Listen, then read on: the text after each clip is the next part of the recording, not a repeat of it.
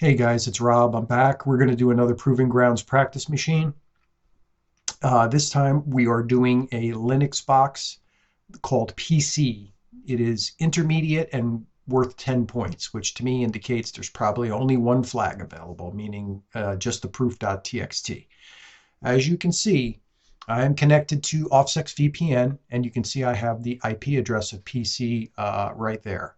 Now, this machine continued the last several streak that I've had where I've had to just battle exploits and trying to find the right version of the exploit to work.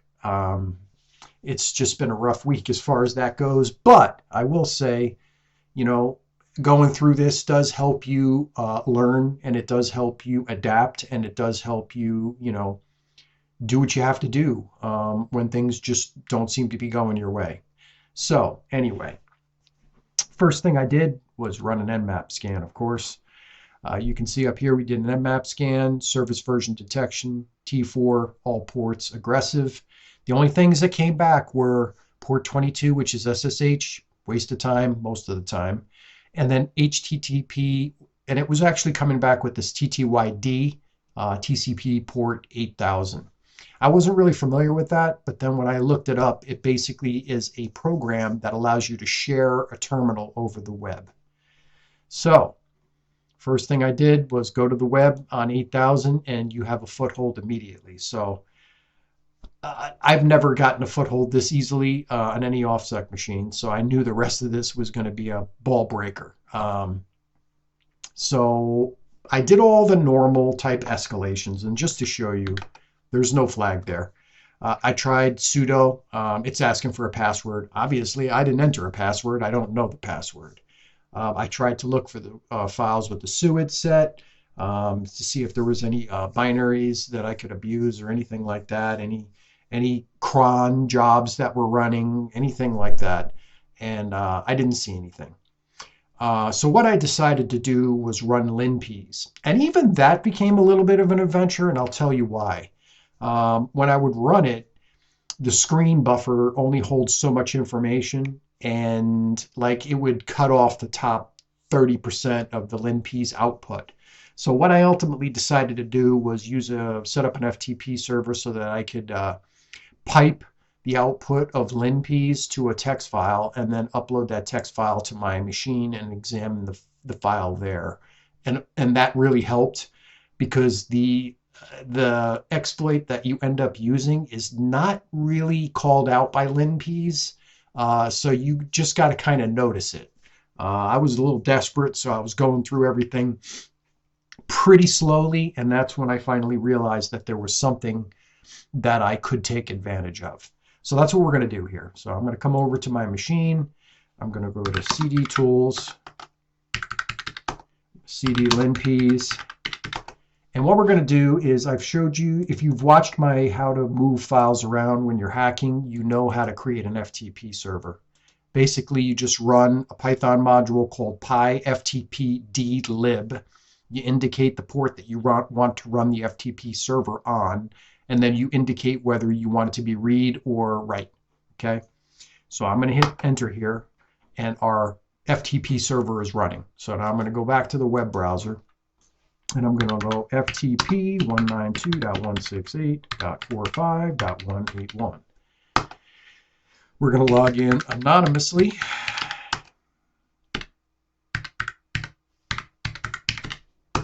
And then we're going to do an ls, and there is linps. So we're going to say get linps.shell.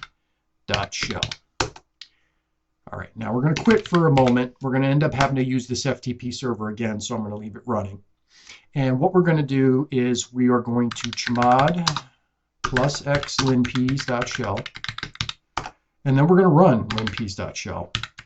But what I'm going to do is I'm going to pipe the output to something called linps.txt.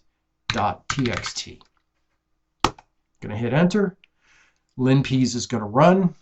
You're going to see some errors pop up on the screen. No big deal. You could run the redirection command with, I think, &2, and that would take care of basically hiding the errors that show up on the screen. You're always going to get errors when you run linps, especially if you're not running it as root, which 99% of the time you're probably not. So we're just going to let linps run, and when it's done, we're going to send that file back to my attack machine so that we can examine it. All right, so now if we do an ls, we have this linps.txt. So I'm just going to scroll up a couple times back to this FTP. We're going to connect anonymously again.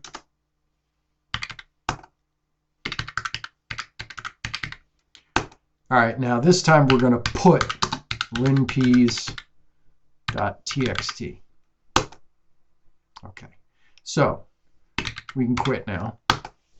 And we're going to go back to our attack machine, and we're going to do an ls.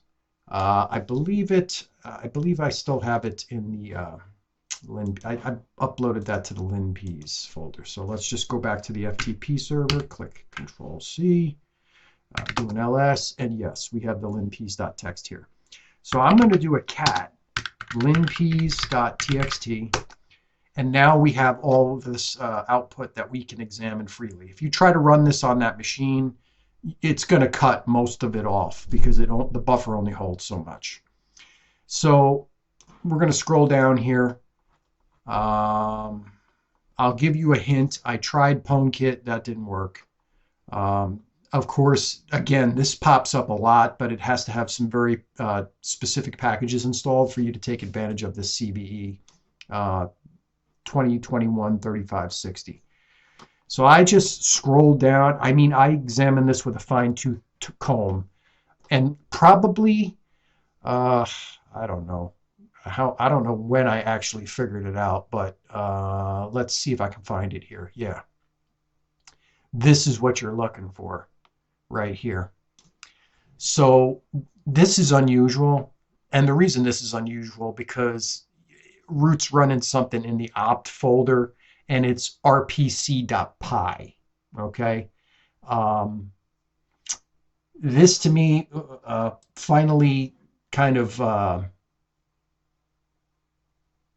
was like a blinking light, like I think I finally have something.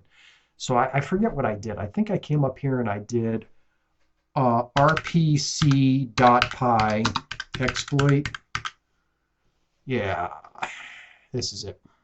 And it pops up with the exploit DB code. Now, I'm going to be honest with you.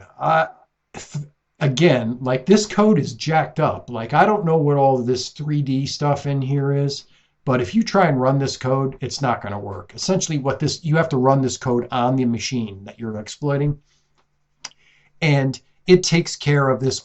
It takes advantage of this RPC-PY, which is running on I think it's 65,000. 65432, and basically allows you to run any command you want here. Okay.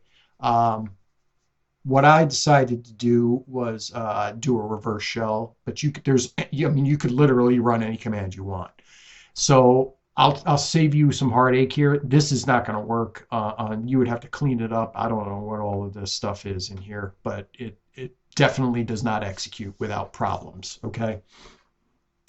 Then I found this one. And this one looked like it was going to work, but I was still getting errors. I don't know why. This is the EHTC RPC-PY exploit.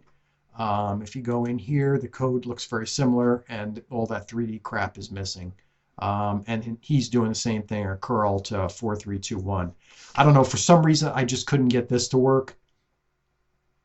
So what I ended up doing, and I think basically it's the same author. I just think maybe they modified this code a bit.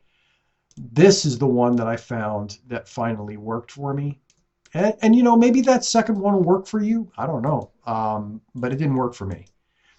This is the one that I found that ultimately worked for me. Update RPC exploit.py. Exploit fixed by, I mean, I don't know. I mean, he says he fixed it. I have no idea. But if you open up this code and you look at it, It's the same author as the previous exploit, so I don't know if they made some modifications to this one or not. Um, I know what he did do was he commented out that line that the author had put in, and he put this line in here for a shell. So I basically just modified this for my machine. And maybe that's why I couldn't get the other one to work. I was just trying to do a shell on my own. So ultimately, maybe this guy really didn't do anything special to this code, but his shell was formatted in a way that that machine was okay with. Um, so essentially what you got to do is you got to go to raw and then just copy this code. So that's what I'm going to do. I'm going to copy this code right here. And I'm going to do it on my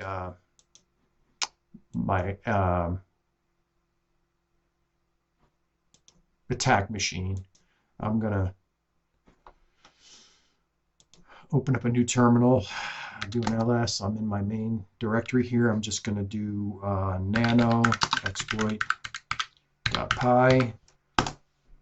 We're going to paste the code in here, paste clipboard, and then I just got to modify this to suit my attack machine. So I just got to change basically two things. I'm not going to use that port. I'm going to do 181 here, and we'll make this all sixes. Okay.